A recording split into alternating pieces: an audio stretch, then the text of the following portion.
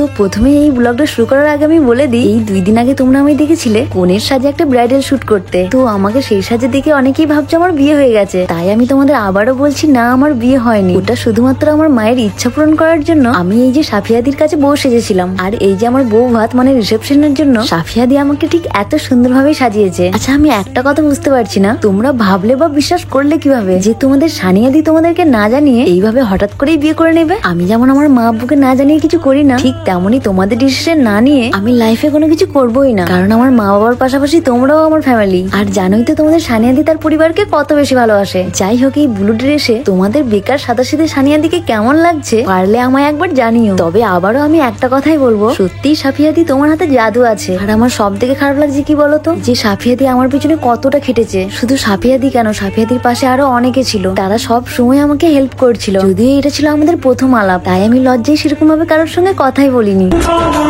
তারপর এরকম bridal shoot আমার লাইফে ছিল প্রথমবার। তাই ক্যামেরার সামনে কিভাবে পোজ দিতে হয়, কিভাবে দাঁড়াতে হয় কিছুই বুঝতে পারছিলাম না আমি। কিন্তু তারপরেও অনেকটা চেষ্টা করছিলাম। আসলে কি বলতো, আমার দুনিয়াটা খুবই ছোট। আমার তো মনে হয় আমার জীবনটা আমার মা আব্বুর কথা ভেবে ভেবেই কেটে গেল। আমি সত্যি একটা বেকার। আমি না পারি সাজতে, আর না পারি ভালোভাবে মেকআপ করতে, আর না আছে আমার কোনো হেয়ার স্টাইল। দেখেইছো তো, এই একটাই হেয়ার স্টাইল। বলতে গেলে আমার মতো বেকার আনস্মার্ট মেয়ে আর একটাও নেই। এই যে যেমন এখানে ঠিক করে পোজও দিতে পারছি না। তাই দিদি আর ক্যামেরাম্যান দাদা মিলে আমাকে শিখিয়ে পড়িয়ে নিচ্ছে আর কি।